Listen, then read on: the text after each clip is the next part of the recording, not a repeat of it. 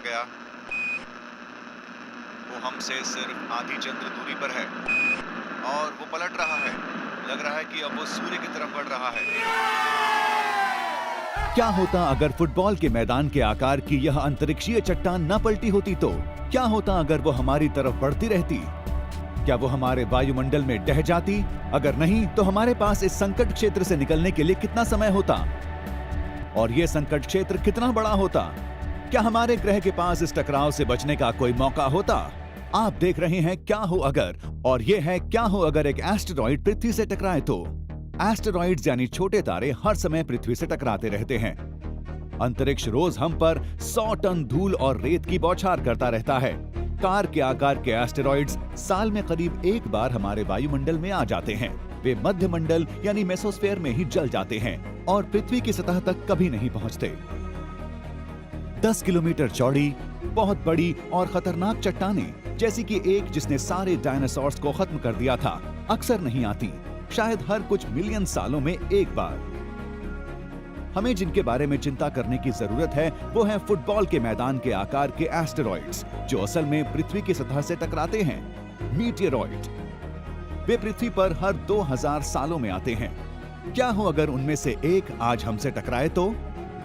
एक एस्टेरॉइड पृथ्वी को किस हद तक नुकसान पहुंचाता है, ये इस पर निर्भर करता है कि वो कहां गिरा है। हमारी पृथ्वी का सिर्फ 3% हिस्सा आबादी वाला है। इसका मतलब पूरी संभावना है कि 100 में से 97 एस्टेरॉइड्स महासागरों में गिरेंगे या साइबेरिया या उत्तरी कनाडा में कहीं वीरान जंगल को बराबर करेंगे। पर 100 में से 3 एस्टेरॉइड्स एक आबादी वाले शहर में गिरेंगे। कल्पना करें कि आप एक 100 मीटर लंबी चट्टान को 30 किलोमीटर प्रति सेकंड की रफ्तार से अपनी तरफ तेजी से आते हुए देख रहे हैं। जैसे ही वो मेसोस्फेयर से बिना किसी नुकसान के निकल जाएगी, तब उसे पृथ्वी से टकराने में 3 सेकंड से भी कम का समय लगेगा। न्यूयॉर्क जैसे शहर के लिए इसका मतलब होगा 2.5 मिलियन मौतें। एक बड़ी आग की बरसात 3 किलोमीटर के दायरे में सब कुछ तबाह कर देगी और 7 किलोमीटर के दायरे के अंदर इमारतों को भारी नुकसान पहुंचाएगी। शायद ये इतना बुरा नहीं है। कभी उस मीटेरॉइड के बारे में सुना है जो रूस के चेलियाबिंस्क शहर के पास जोर से गिरा था?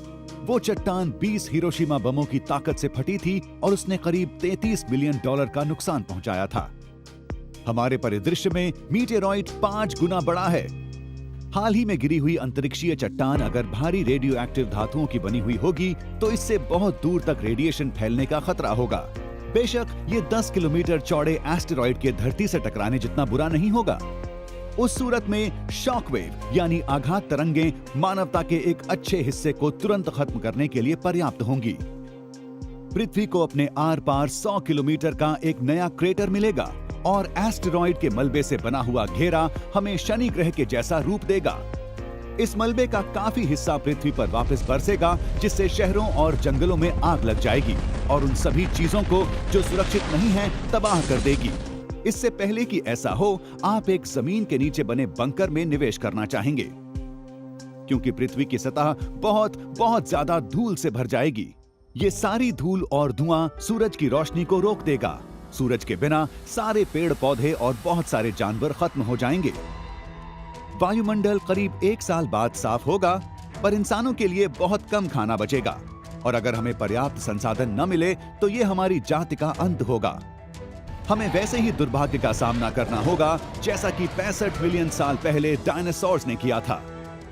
अच्छी बात यह है कि हमारे पास हमारा वायुमंडल है जो हमें काफी एस्टेरॉइड से बचाता है, और नासा जो हमारे आसपास उड़ने वाली सारी अंतरिक्षीय चट्टानों पर नजर रखता है। बुरी बात यह है कि कभी-कभी एक आती हुई चट्टान को पहचानने में काफी मुश्किल हो सकती है और तब तक काफी देर हो सकती है।